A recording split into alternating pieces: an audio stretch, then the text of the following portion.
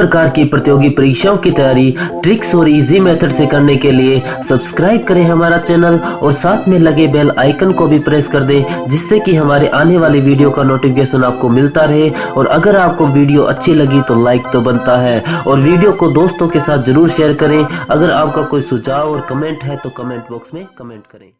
जिन लोगों ने अब तक इस चैनल को सब्सक्राइब नहीं किया है, चैनल को सब्सक्राइब करें, बेल आइकन दबाएं ताकि हमारे वीडियोस के अपडेट्स आपको समय समय पे मिलते रहें। ये हमारा बल तथा गति के नियम का पार्ट 2 है। ठीक है, इसमें हम लोग इससे रिलेटेड सॉल्यूशंस जो है और न्यूमेरिकल्स जो है इस पार्ट 2 में देखेंगे। ठीक है, तो चलिए हम लोग क्वेश्चन नंबर 10 तक लघु उत्तरीय प्रश्न में 10 नंबर तक देख लिए थे। अब हम लोग 11 से शुरू करने जा रहे हैं। क्वेश्चन कह रहा है किसी बस के अकस्मात चलने पर यात्री पीछे की ओर झुक जाता है, क्यों? तो जब बस चलती है आप देखे होंगे कि यात्री पीछे की ओर झुक जाते हैं, है ना। जब अकस्मात चलने से, अचानक से चलने से यात्री क्या होता है, पीछे की तरफ घुस जाते हैं। तो ये क्या होता है, तो विराम के जड़त्व के कारण होता है। ये किसके कारण होता है? विराम के जड़त्व। यहाँ लिख सकते हैं विराम के जड़त्व के कारण। विराम के, ठीक है, यहाँ से आप लिख सकते हैं विराम के जड़त्व के कारण ये होता है। ठीक है, इसको आप यहाँ से लिख सकते हैं विराम के जड़त्व के कारण। ठीक है, कह रहा है चलती हुई बस में खड़ा व्यक्ति ब्रेक लगने पर एकाएक आगे की ओर जान, है ना, आगे की ओर झुकता है। ऐसा क्यों होता है? तो ये गति के जड़त्व के कारण होता है। ये किसके कारण होता है? गति के जड़त्व के कारण। ठीक, अगला क्वेश्चन क्या कह रहा है, चलती हुई गाड़ी से कूदना क्यों खतरनाक है? क्योंकि आप जब चलती हुई गाड़ी से कूदिएगा तो आप, है ना, आप गति में है, गाड़ी भी गति में है, तो जब आप उससे कूदिएगा तो आप रुकने की कोशिश करिएगा, लेकिन गति के जरूरत के कारण ये आप आगे जाके कुछ दूर तक जाने के बाद धीरे धीरे आपकी गति स्लो होगी और रुकिएगा, है ना। अगर आप अचानक रुकिएगा तो आप वहां गिर सकते हैं, गिरेंगे तो आपको चोट लग सकती है। तो इसमें क्या कैसे लिख सकते हैं, कह रहा है कि यदि हम चलती हुई गाड़ी से कूदते हैं, ठीक है, तो क्या होगा, तो इसमें इस तरह से लिखिए कि अगर हम चलती हुई गाड़ी से कूदते हैं तो गति के जड़त्व के कारण हमें एकाएक रुकने से हमें चोट भी लग सकती है। ठीक है, इसलिए हमें चलती हुई गाड़ी से कूदना नहीं चाहिए। चलिए अगला है, फिसलन वाली जमीन पर चलना कठिन होता है, व्याख्या करें। क्योंकि जब फिसलन वाली जमीन होगी उस पर घर्षण कम लगता है, घर्षण बल कम लगने के कारण आप उस पर नहीं चल पाते। तो इसमें लिख सकते हैं घर्षण बल कम लगने के कारण फिसलन वाली जमीन पर चलना कठिन होता है। ठीक, किसी पेड़ की शाखा को तीव्रता से हिलाने पर कुछ पत्तियां झड़ जाती है, क्यों? तो आप हिलाते हैं तो वो गति में आता है पेड़, लेकिन पत्तियां क्या होती है, विराम में होती है। विराम के कारण वो जड़त्व में आती है। और ये क्यों होता है, तो इसका मतलब आपकी विराम के जड़त्व के कारण होता है। हिलाते हैं तो गति में पेड़ तो गति में आ जाता है, लेकिन वो विराम में होने के कारण कुछ पत्तियां झड़ जाती है। जब किसी छड़ी से एक दरी को पीटते हैं तो धूल कण बाहर आते हैं। तो ये भी सेम कंडीशन है, 15 जैसा ही है। ये भी विराम के जड़त्व के कारण उसमें दरी में जो धूल कण है वो क्यों है, विराम में है। और जब आप डंडे से प्रहार करते हैं, छड़ी से प्रहार करते हैं, उसके कारण वो भी गति में आ जाता है और उसके कारण वो झड़ जाता है। ठीक, अगला है, दौड़ता हुआ घोड़ा एकाएक रुक जाने पर सवार आगे की ओर फेंका जाता है, क्यों? तो ये देखिए गति के जड़त्व के कारण होता है। आप भी गति में होंगे और घोड़े पे अगर आप सवार हैं तो घोड़ा भी गति में, आप भी गति में है। जब दोनों गति में है तो एकाएक जब घोड़ा रुकेगा, लेकिन आप तो गति में ही है, तो आपकी शरीर जब गति में है, इसके कारण आपको क्या हो जाएगा, आप आगे की ओर चली जाइएगा। यानी कि ये गति के जड़त्व के कारण आप नीचे आगे की तरफ गिर जाइएगा। खैर, दरी खींचने पर उस पर खड़ा व्यक्ति उलट जाता है। ठीक है, दरी खींचने पर उस पर खड़ा व्यक्ति उलट जाता है, क्योंकि वो व्यक्ति जो है, आप दरी खींच रहे हैं, दरी को गति में ला रहे हैं, लेकिन उस पर खड़ा व्यक्ति क्या है, विराम में है, जड़त्व के कारण वो क्या हो जाएगा, गिर जाएगा। ठीक है, चलिए अगला कह रहा है कि बस की छत पर रखे सामान को रस्सी से क्यों बांधा जाता है ना। क्यों? क्योंकि इसलिए बांधा जाता है कि बस के अचानक चलने से, बस जब गति में जाएगा तो उस पर रखा जो वस्तु होगा वो जड़त्व के कारण आगे पीछे ना जाए, है ना। अगर बस चलना शुरू हुआ तो पीछे की तरफ जा सकता है, बस अचानक से रुका तो वस्तु आगे की तरफ जा सकता है ना, जड़त्व के कारण, इसलिए उसको बांध दिया जाता है। तो यहाँ संकेत में भी दिखाया है ताकि बस के चल पड़ने या रुक जाने पर सामान पीछे आगे, यानी है ना, चलेगा तो पीछे की तरफ और रुकेगा तो आगे की ओर ना जाए, इसलिए उसको किया जाता है। पहले संवेग की परिभाषा देता हूं। संवेग की परिभाषा आपको जानते हैं कि संवेग जो होता है द्रव्यमान और वेग के गुणनफल के बराबर होता है। इसका SI मात्रक होता है kg मीटर प्रति सेकंड। तो आप यहाँ से इसकी परिभाषा लिख सकते हैं चैप्टर से, हम आपको दिखा दे रहे हैं इसको। यहाँ लिखा हुआ है कि किसी वस्तु के द्रव्यमान और उसके वेग के गुणनफल के बराबर उसका संवेग है ना, गुणनफल संवेग होता है। कहने का मतलब ऐसे लिख सकते हैं, किसी वस्तु के द्रव्यमान एवं उसके वेग के गुणनफल को उसका संवेग कहते हैं। संवेग का SI मात्रक है ना kg मीटर प्रति सेकंड होता है। ठीक है, चलिए अगला क्वेश्चन देखते हैं। अगला क्वेश्चन कह रहा है न्यूटन के द्वितीय गति नियम को लिखकर उसकी व्याख्या करें। तो द्वितीय गति नियम आपको बताए हुए हैं, उसकी व्याख्या करनी है किस तरह से। ठीक है, तो ये आपको बताए हुए हैं पहले से ही। चलिए, तो यहाँ लिखा हुआ है कि न्यूटन का द्वितीय गति नियम देखिए, यहाँ देख रहे हैं, किसी वस्तु के संवेग में परिवर्तन की दर वस्तु पर लगने वाले बल के समानुपाती होती है और यह परिवर्तन उस बल के दिशा में होता है। ठीक है, तो ये चीज आप लिख सकते हैं। चलिए, इसका अगर व्याख्या करना होगा तो आपको यहाँ से व्याख्या कर सकते हैं। तो किस तरह से कर सकते हैं, मान लीजिए कोई वस्तु है जिसका द्रव्यमान m है, इसका प्रारंभिक वेग u है और इस पे लगने वाला बाह्य बल F है। t समय में ये वेग प्राप्त कर लेता है v। ठीक है, तो प्रारंभिक संवेग हो जाएगा mu है ना, और अंतिम संवेग होगा mv। अच्छा, दोनों का अंतर जो होगा, परिवर्तन कितना रहा, तो p2 माइनस p1 यानी कि mv माइनस mu होगा। ठीक है, यहाँ p2 माइनस p1 का मतलब क्या है, mv माइनस mu। अच्छा, यहाँ न्यूटन के द्वितीय गति के नियम के अनुसार कि बल जो होता है वो किसके समानुपाती होगा, संवेग में परिवर्तन की दर, यानी कि इसके परिवर्तन जो हो रहा है उसमें समय से भाग कर देंगे तो उसका दर निकल जाएगा। ये समानुपाती का चिन्ह होता है तो इक्वल आता है। ठीक है, तो यहाँ की कांस्टेंट k आ गया, k एक नियतांक है। ठीक है, अब चलिए p2 का वैल्यू यहाँ पे mv है, इसका mu है, यहाँ रख देंगे। ठीक है, इसमें रख देंगे तो यहाँ हो जाएगा k mv माइनस mu बटा t। चलिए, तो इसमें से हम लोग m कॉमन कर लिए, यहाँ पे देख रहे हैं ना, m कॉमन हो गया। चलिए, ठीक है, बट तो यहाँ से v minus u by T हम लोग जानते हैं त्वरण का फॉर्मूला होता है, तो यहाँ पे a रख सकते हैं ना। तो बराबर क्या आ गया, k इंटू एम इंटू ए। अगर हम समीकरण में f की जगह 1 न्यूटन बल ले लें, द्रव्यमान 1 kg ले लें और त्वरण 1 मीटर प्रति सेकंड स्क्वायर ले लें, तो k का मान क्या आ गया, 1 1 1 रखिएगा तो k का मान 1 आ जाएगा। यानी कि अतः हमें f बराबर क्या निकल गया, m इंटू ए। तो इस तरह से आप व्याख्या कर सकते हैं, लेकिन फॉर्मूला के बारे में आपसे नहीं कह रहा है।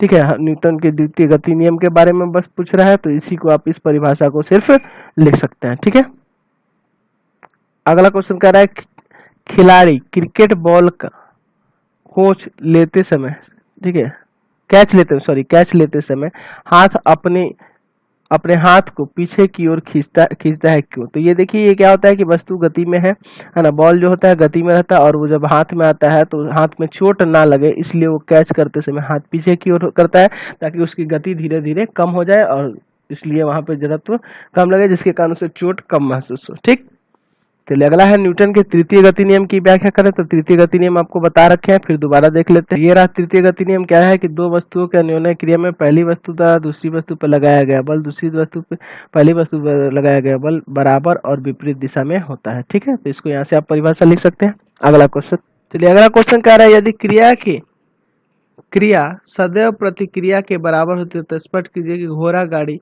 को हम कैसे खिंचवाते हैं। देखिए, ये कितना अच्छा क्वेश्चन है। जैसे मान लीजिए क्रिया, आप जानते हैं न्यूटन के तृतीय गति नियम के बारे में कि क्रिया के सदैव प्रतिक्रिया जो होती है वो बराबर होती है। तो हम लोग घोड़ा गाड़ी जो होता है, घोड़े उसको कैसे खींच पाते हैं। तो आपको पता है कि यहाँ देखिए संकेत में भी इसका आंसर दिया है कि घोड़े द्वारा गाड़ी पर लगाया गया बल जब गाड़ी के पहियों पर विपरीत दिशा में लगे घर्षण बल से अधिक होता है ना, तो है ना, जब ये घर्षण बल से अधिक होता है, जैसे मान लीजिए घोड़े इधर बल लगा रहे हैं, उनके पहिए जो घर्षण कर रहे हैं वो घर्षण बल इधर होता है। तो अगर इस बल से इसका मान अधिक होगा, इस बल का घोड़े द्वारा लगाए द्वारा, घोड़े के टापों द्वारा, यानी घोड़े के जो पैर होते हैं उसको टाप बोलते हैं, तो उनके द्वारा जो बल लगाया गया बल अधिक होगा, वो बल जो अधिक होगा तब वो आगे की तरफ गति कर पाएगा और खींच पाता है। तो यहाँ से आप इसका आंसर यही लिख सकते हैं यहाँ से। ठीक है, चलिए अगला क्वेश्चन हम लोग देखते हैं। चलिए अगला क्वेश्चन है, यहाँ संवेग संरक्षण की सिद्धांत की व्याख्या करनी है। तो संवेग का संरक्षण आपको बता रखे हैं, चैप्टर्स में आप पढ़ चुके हैं, इसको वहां से भी लिख सकते हैं। चलिए हम आपको दिखा दे रहे हैं यहाँ से। चलिए, तो यहाँ देख रहे हैं संवेग संरक्षण का सिद्धांत क्या होता है कि वस्तुओं के निकाय पर किसी बाह्य बल यदि बाह्य बल आरोपित ना हो, क्या इसको फिर से देख ले कि यदि बाह्य बल आरोपित ना हो, तो क्या संवेग संरक्षण का सिद्धांत क्या होता है कि वस्तुओं के निकाय पर किसी बाह्य बल यदि बाह्य बल आरोपित ना हो, क्या इसको फिर से देख ले कि यदि बाह्य बल आरोपित ना हो, तो संवेग संरक्षण का सिद्धांत क्या होता है कि वस्तुओं के निकाय पर किसी बाह्य बल समय का संरक्षण क्या होता है कि यदि वस्तुओं के निकाय पर कोई बाह्य बल आरोपित न हो तो संयुक्त निकाय का कुल वेग संरक्षित रहता है, और यही जो सिद्धांत कहलाता है संवेग का संरक्षण कहलाता है, संवेग का संरक्षण सिद्धांत कहलाता है। ठीक है, चलिए ठीक है। अगला है रॉकेट या जेट विमान वायुमंडल रहित आकाश में कैसे चलता है। तो देखिए वो उसके द्वारा न्यूटन के तृतीय गति के नियम के अनुसार ये गति करता है कि उसमें देखते हैं उस गाड़ी से, उस वाहन से, रॉकेट से धुआं निकलता है, और धुआं जो होता है वो पीछे की तरफ बल आरोपित करता है। ये पीछे की तरफ बल आरोपित करता है जिसके कारण वो जो होगा आगे की तरफ गति करता है। जैसे आप बैलून होता है, बैलून से जैसे हवा निकलेगी एक तरफ से, ठीक है, जैसे यहाँ से बैलून का एक सिरा खुला है तो इस तरफ से वो गति करेगा, उसी तरह ये भी रॉकेट जो है गति करता है। अगला कह रहा है कि एक अग्निशामक कर्मचारी को तीव्र गति से बहुतायत मात्रा में पानी फेंकने वाले रबड़ की नली को पकड़ने में कठिनाई क्यों होती है। ठीक है, तो वहां जो है यहाँ भी न्यूटन का तृतीय गति नियम क्या होता है, क्योंकि जब पानी उसमें से बाहर निकलता है तो जिस गति से बाहर निकलेगा उतना ही गति से पीछे की तरफ वो बल लगाएगा, इसलिए क्या होगा, इसको ज्यादा कठिनाई होगी पकड़ने में। तो यहाँ ये लिखा हुआ है, आप इसको भी लिख सकते हैं कि रबड़ की नली से बहुतायत मात्रा में पानी तभी निकलता है जब उस नली द्वारा आगे की ओर बने परिमाण का क्रिया बल लगे। इसके अतिरिक्त इसके उत्तर में पानी भी नली पर पीछे की ओर उतना ही परिमाण के प्रतिक्रिया बल लगाएगा। देखिए यही ना चीज है कि यहाँ क्रिया होती है, जितना तेजी से पानी निकलेगा उतना ही तेजी से नली जो होगी, पानी की नली जो होगी उस पर बल लगाएगी, जिसके कारण उसे रोकने में उसे कठिनाई होती है। ठीक है, अगला क्वेश्चन कह रहा है कि एक लड़का सड़क पर खड़े ट्रक को धक्का लगाता है परंतु ट्रक गतिशील नहीं होता है, क्यों। क्योंकि देखिए वहां क्या है कि ट्रक पे तो वो गति लगा रहा है, बल लगा रहा है, लेकिन ट्रक आगे की तरफ गति नहीं कर रहा है, क्योंकि उसका परिणामी बल जो है उसके घर्षण बल से कम है।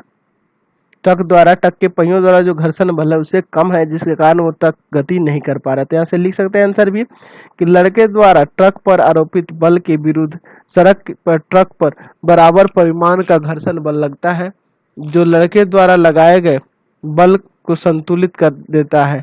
अतः ट्रक के परिणामी बल शून्य हो जाता है, इसलिए ट्रक गतिशील नहीं होता है ना। तो लड़का जितना बल लगा रहा है उतना मात्रा, उसी के कारण ये क्या हो जा रहा है, ट्रक आगे की तरफ गति नहीं कर रहा है, क्योंकि उससे द्वारा जो बल लग रहा है वो कम बल लग रहा है ना। या फिर ऐसे कह सकते हैं कि उसके द्वारा जो आरोपित बल है वो क्या है, लड़के द्वारा ट्रक पर आरोपित बल के विरुद्ध सड़क ट्रक पर बराबर परिणामी घर्षण बल लगाता है, जो लड़के द्वारा लगाए गए बल को संतुलित कर देता है ना। सड़क जो है उतना ही परिणामी बल लगाता है, जिसके कारण उसके द्वारा लगाया गया बल क्या हो जाता है, संतुलित हो जाता है, जिसके कारण ट्रक आगे की तरफ गति नहीं कर सकता है। या फिर ऐसे भी कह सकते हैं कि लड़का जितना बल लगाएगा उससे ज्यादा मात्रा में उस ट्रक के पहियों द्वारा वहां घर्षण बल लग रहा है, जिसके कारण वो गति नहीं कर पा रही। दोनों तरीके से आप लिख सकते हैं, कोई दिक्कत नहीं है इसमें। अब चलिए इसमें कुछ आंगिक प्रश्न है उसको देखे जाए। चलिए पहला क्वेश्चन, देखिए इसमें कुछ न्यूमेरिकल से पहले कुछ दीर्घ उत्तरीय प्रश्न भी है। पहला क्वेश्चन कह रहा है बल की अभिधारणा स्पष्ट करें। तो बल के बारे में आपको लिखना होगा, इसमें आपको पहले भी बता चुके हैं, इसको आप कर सकते हैं। 2 नंबर, जड़त्व के प्रदर्शन के लिए एक प्रयोग का वर्णन करें, है ना।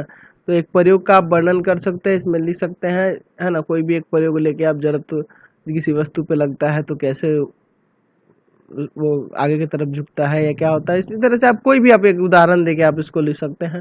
ठीक है, उसके वर्णन कर सकते हैं, आपको बुक्स में भी दिया गया है जड़त्व के बारे में, इसको आसानी से आप लिख सकते हैं। ठीक, अगर है न्यूटन के द्वितीय गति नियम से बल, द्रव्यमान और त्वरण का संबंध स्थापित करें। चलिए हम इसको प्रूव करा देते हैं। चलिए ये अब चैप्टर्स में भी पढ़ चुके हैं और दोबारा भी हम लोग देख लेते हैं इसको। ठीक है, तो आप न्यूटन के द्वितीय गति नियम में क्या जानते हैं, ये क्वेश्चन नंबर आपका 3 है, क्वेश्चन ऊपर चला गया, ये क्वेश्चन नंबर 3 है। ठीक है, तो आप इसमें जानते हैं कि जैसे मान लीजिए कोई वस्तु ए है और कोई वस्तु बी है। ठीक है, 2 वस्तु है, ए और बी वस्तुएं हैं। ठीक, चलिए ये न्यूटन का द्वितीय गति नियम है ना। चलिए तो न्यूटन का द्वितीय गति नियम, ठीक है, तो हम लोग एक ही वस्तु को ही लेते हैं। ठीक, इसका द्रव्यमान हम लोग मान लेते हैं इस वस्तु ए का जो है द्रव्यमान कुछ है, इसका द्रव्यमान मान लेते हैं कि इसका द्रव्यमान है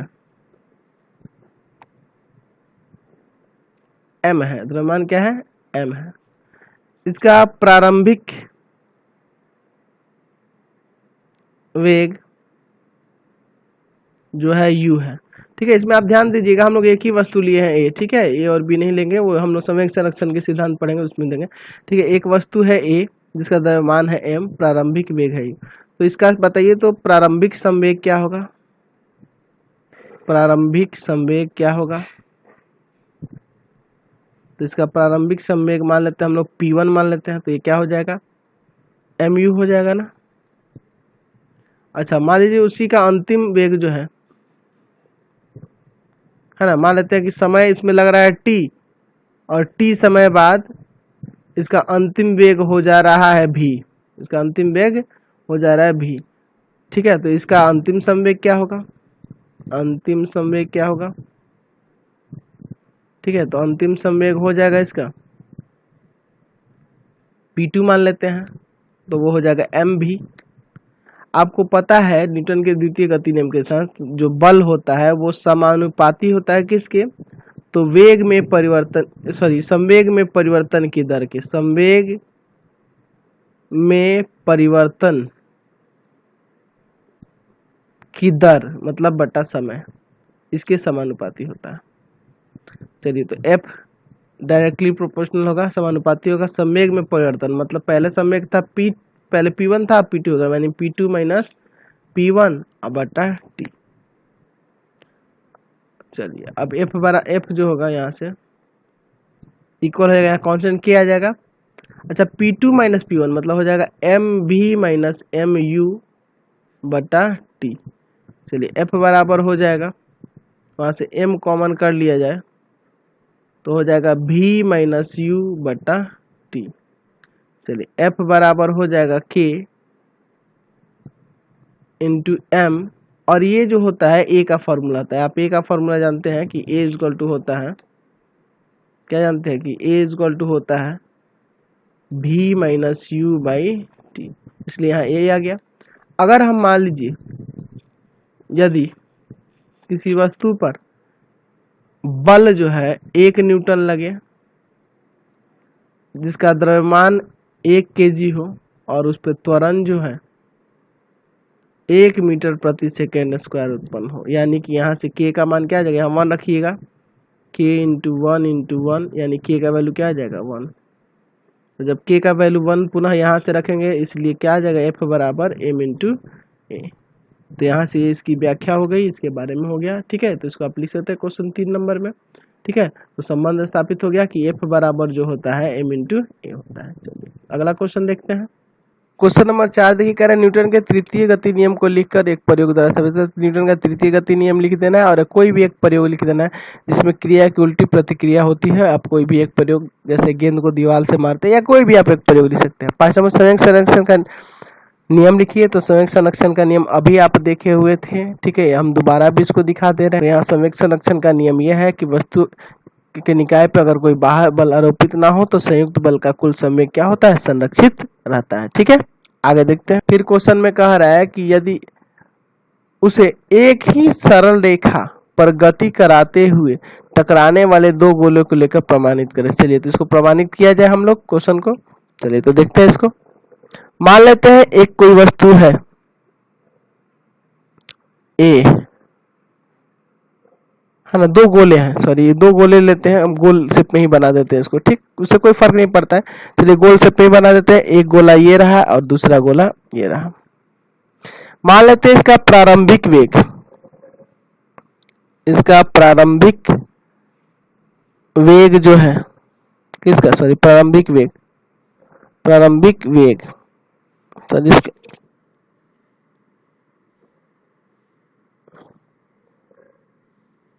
इसका प्रारंभिक वेग, ठीक है, इसका प्रारंभिक वेग मान लेते हैं u1, और इसका द्रव्यमान मान लेते हैं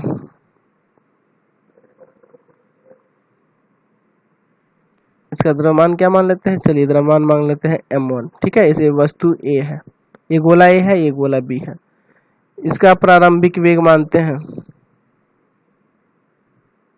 चलिए इसका प्रारंभिक वेग वो मान लेते हैं हम लोग u2, और इसका द्रव्यमान मान लेते हैं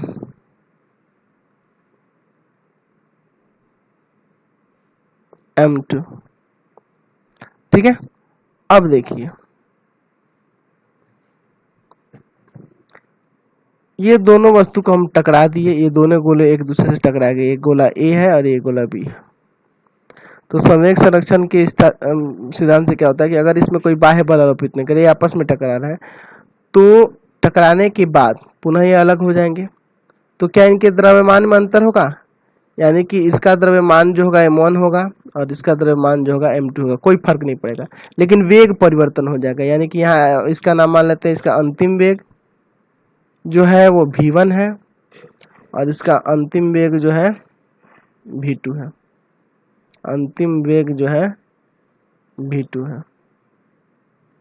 ठीक है, और द्रव्यमान m1 m2 है। तो संवेग संरक्षण के सिद्धांत के अनुसार क्या होगा कि टकराने से पहले का संवेग बराबर होगा टकराने के बाद का संवेग, दोनों बराबर होगा। तो टकराने से पहले का संवेग क्या होगा, तो इसका हो जाएगा m1u1 और इसका हो जाएगा m2u2, टकराने से पहले का संवेग। उसी तरह इसमें आएंगे ये वस्तु के लिए m1v1 प्लस m2v2। ठीक है, तो ये आपका यही नियम होता है इसमें m2v2, इसको एक मिनट, ठीक है, ये आपका ये जो है ये नियम हो गया। ठीक, चलिए तो यहाँ से संवेग संरक्षण का सिद्धांत समझ गए। यहाँ लिख सकते थे कि संवेग संरक्षण के सिद्धांत के अनुसार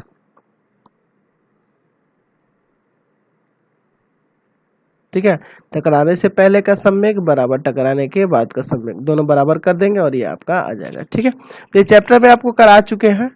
ठीक है, चलिए अब हम लोग इसमें न्यूमेरिकल पार्ट देखते हैं।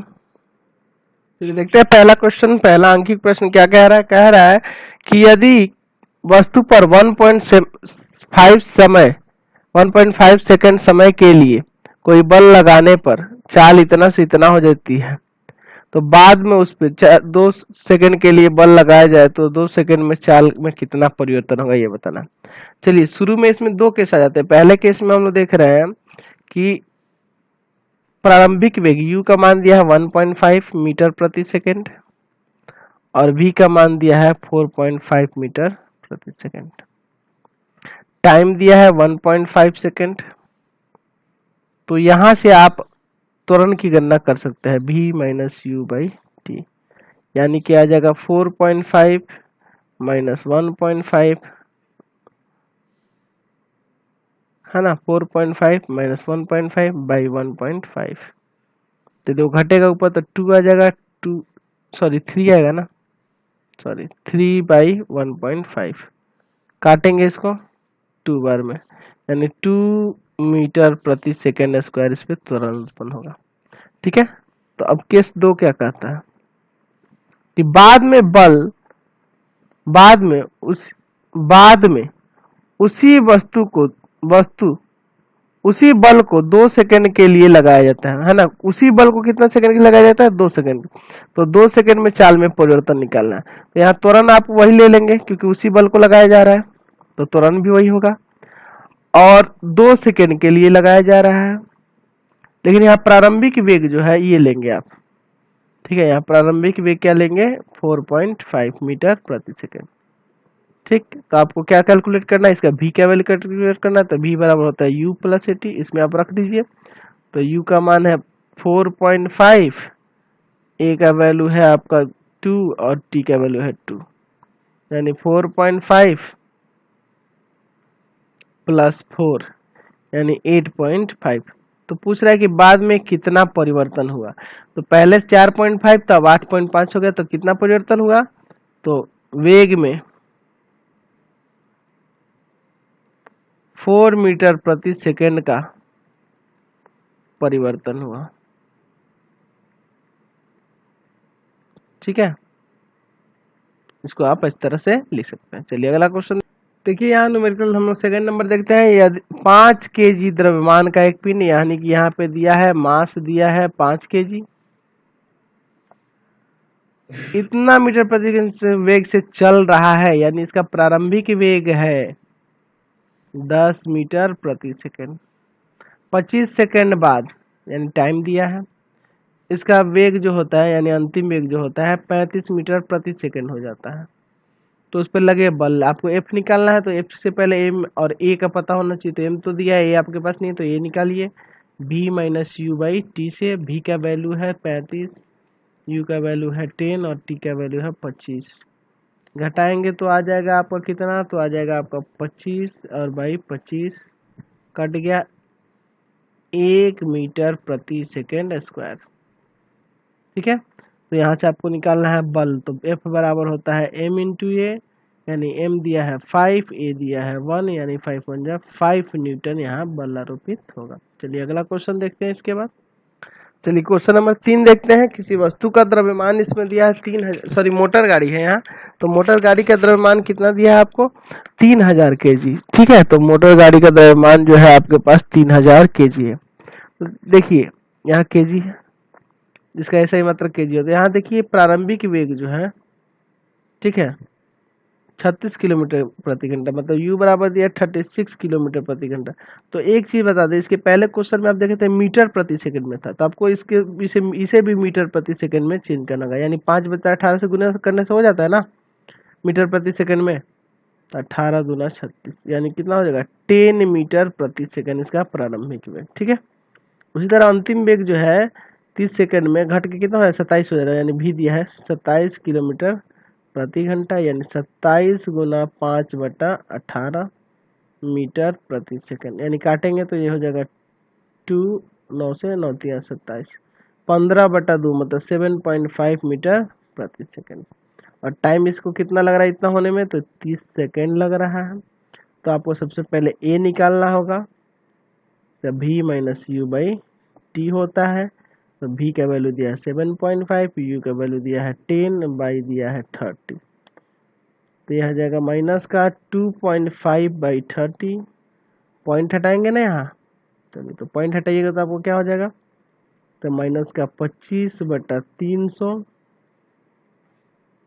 ये कितना बार में कट जाएगा, 12 बार में कटेगा, 1/12, माइनस का 1/12 मीटर प्रति सेकेंड स्क्वायर। ठीक है, तो आपको मंदन बल की गणना करनी है, तो वो भी एक बल ही है। ठीक है, तो F बराबर हो जाएगा m इंटू ए, तो द्रव्यमान दिया है ना 3600 और इंटू ए का वैल्यू है -1/12 न्यूटन। ठीक है, 12 3 36 300, यहाँ जो 300 न्यूटन माइनस का आएगा, लेकिन आप प्लस में भी इसको लिख सकते हैं क्योंकि क्वेश्चन में कह रहा है मंदन बल की गणना करें। ठीक है, तो ये क्लियर हो गया। चलिए आगे देखते हैं इसमें 4 नंबर देखते हैं। कह रहा है 30 न्यूटन, यानी बल दिया है F बराबर दिया है 30 न्यूटन 5 केजी की द्रव्यमान पर, है ना, द्रव्यमान दिया है 5 केजी, कितनी देर तक कार्य करे कि वेग इतना हो जाए, कितना देर तक, है ना, कितना देर तक कार्य करेगा कि द्रव्यमान इतना हो जाएगा, ये निकालना है इसमें। ठीक है, तो इसमें आपको दिया है वेग इतना प्राप्त हो जाए, यानी कोई वस्तु है उसका प्रारंभिक वेग 0 है, प्रारंभिक वेग 0 है तभी ना वो आगे गति कर रहा है। ठीक है, तो ये इसमें समय की गणना करनी है। तो प्रारंभिक वेग यानी यहाँ u का मान दिया है 0 मीटर प्रति सेकंड। ठीक है, उसमें 5 केजी का वस्तु है, 0 मीटर प्रति सेकंड है, इतना बल लग रहा है, तो वो कितने देर में इतना हो जाता है, यानी v बराबर आपको दिया हुआ है 15 मीटर प्रति सेकंड। चलिए, तो आप इसमें f दिया है m दिया है, तो a निकाल सकते हैं। तो a बराबर हो जाएगा ना f बाई m, यानी हो जाएगा 30/5, 6 मीटर प्रति सेकंड स्क्वायर। तो a बराबर आ गया जब 6 मीटर प्रति सेकंड स्क्वायर, और आपको पता है कि a बराबर फॉर्मूला होता है v माइनस यू बटा टी। तो v का वैल्यू है आपके पास 15, u का वैल्यू है 0 और समय दिया गया है, समय दिया नहीं गया है, ये निकालना है आपको। इधर ले जाके इंटू कर दो तो 15 बराबर हो जाएगा 6t, t बराबर हो जाएगा 15 बटा 6। काट दीजिए इसको तो कितना आ जाएगा 2 5 5/2 मतलब कि 2.5 सेकेंड में ये इतना वेग प्राप्त कर लेगा। ठीक है, चलिए अगला क्वेश्चन देखते हैं। इसके बाद 5 नंबर क्या कह रहा है, कह रहा है किसी वस्तु का किसी द्रव्यमान m1 पर, है ना, किसी द्रव्यमान m1 पर 5 न्यूटन का बल लगाने पर इतना त्वरण उत्पन्न हो रहा है, जबकि इसी परिमाण का बल, यानी यहाँ भी 5 ही न्यूटन लग रहा है तो त्वरण इतना उत्पन्न हो रहा है। तो यदि दोनों द्रव्यमानों को परस्पर बांध कर एक कर लिया जाए तो संयुक्त द्रव्यमान में कितना त्वरण उत्पन्न होगा, मतलब टोटल द्रव्यमान में कितना त्वरण उत्पन्न होगा। ठीक है, जबकि बल उतना ही रखना है, बल 5 न्यूटन ही रखना है, तब कितना त्वरण उत्पन्न होगा। तो सबसे पहले हम लोग केस लेते हैं पहले के लिए, m1 के लिए। तो आपके पास 5 न्यूटन बल दिया है, F1 बराबर दिया है 5 न्यूटन, और उसमें त्वरण जो उत्पन्न हो रहा है A1 वो आपको दिया है 8 मीटर प्रति सेकेंड स्क्वायर। यहाँ से आपको क्या निकालना है, सबसे पहले उस वस्तु का द्रव्यमान m1 निकालना है। तो m1 बराबर हो जाएगा F1 बटा A1, यानी हो जाएगा 5/8 kg। उसी तरह के सेकंड देखते हैं, तो के सेकंड में बल उतना ही रखना है, लेकिन वहां त्वरण आपका हो जा रहा है 24 मीटर प्रति सेकेंड स्क्वायर। ठीक है, आपको निकालना है m2, तो वही हो जाएगा F2/m2 मतलब 5/24 kg। तो अगर दोनों को एक साथ बांध दिया जाए, यानी कि बल को जोड़ लिया जाए, यानी कि द्रव्यमान को जोड़ लिया जाए, कुल द्रव्यमान कैसे निकालेंगे, कुल द्रव्यमान को हम लोग m मान लेते हैं। तो m को कैसे निकालेंगे, तो m1 m2 को जोड़ देंगे 5/8 और प्लस 5/24। ठीक है, दोनों को जोड़िए, एलसीएम लेके आएगा 24 पांतिया 15 हो जाएगा, और ये हो जाएगा 5, तो हो जाएगा आपका 20/24। काटिए इसको, 4 पंजे 20 और 4 छक्के 24, 5/6 kg कुल द्रव्यमान आया। ठीक है, अब आगे दिया है बल वही लगे, बल जो है इसमें F कितना लगे, 5 न्यूटन लगे, तो त्वरण उत्पन्न कितना होगा। तो A बराबर होता है ना आपका फॉर्मूला F बटा M, यानी कि F है 5 और यह है 5/6।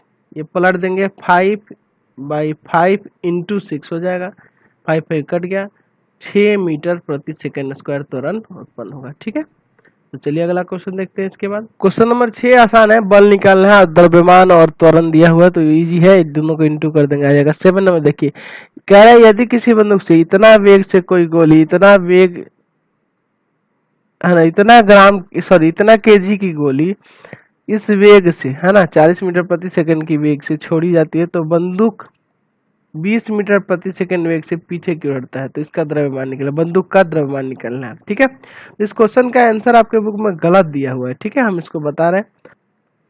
चलिए, तो जितनी क्रिया होती है उसी की विपरीत प्रतिक्रिया होती है, आपको तो पता है।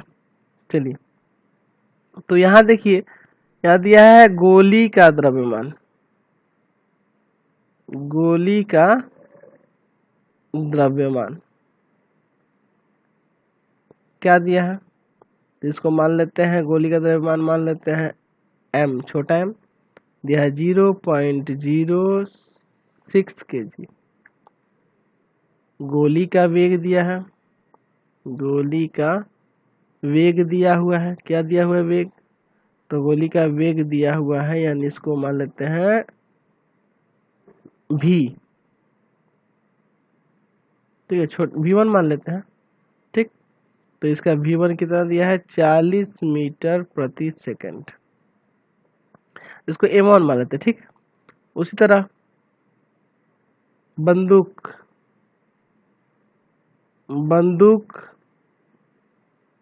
का वेग जो होगा, बंदूक का वेग जो होगा वो होगा आपका, है ना, यहाँ वेग जो होगा बंदूक का, ये आपका मान लेते हैं v2।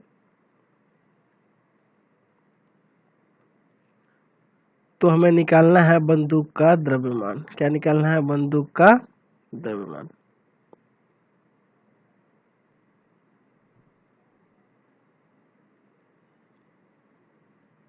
सॉरी M2 मान लेते हैं इसको, यही M2 आपको कैलकुलेट करना है। ठीक है, तो ये कैसे निकालेंगे? तो आप दो तरीके से देख सकते हैं। इसमें देख सकते हैं कि जो क्रिया होती है उसकी विपरीत प्रतिक्रिया होती है, यानी कि गोली जितना तेजी से आगे बल लगाएगा उतना ही वस्तु द्वारा भी पीछे की ओर बल लगेगा, है ना।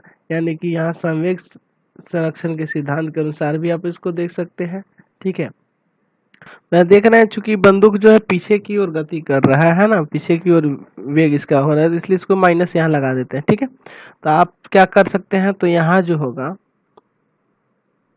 गोली और गोली का वेग, यानी आप लिख सकते हैं इसको कि m1v1 plus m2v2 is equal to 0। ठीक है, इक्वल टू 0। तो चलिए यहाँ वैल्यू रखते हैं। m1 का वैल्यू है 0.06, v1 का वैल्यू है 40, m2 निकालना है और आपके पास v2 दिया है -20 बराबर 0। चलिए ये इसमें इंटू करें, 6 चौका 24, 24 आएगा, यानी कहाँ 0 लगेगा? 2 अंक छोड़ के लगाइएगा 0, 2.4 हो जाएगा। ठीक है, एक 0 यहाँ भी तो है ना 40 में, तो इंटू करिएगा 240 आएगा, 2 अंक छोड़ के पॉइंट लगेगा यहाँ पे, -20 m2 इक्वल टू 0। चलिए उसको इधर भेज देते हैं, तो माइनस का 20 m2 बराबर हो जाएगा माइनस का 2.4, माइनस माइनस हटा दीजिए तो m2 बराबर हो जाएगा 2.4 बटा 20, 10 1.2, यानी हो जाएगा m2 बराबर 0.12 kg। ठीक है, तो यहाँ से आपका क्लियर हो गया न्यूमेरिकल्स। तो इसी के साथ ही ये चैप्टर आपका कंप्लीट होता है।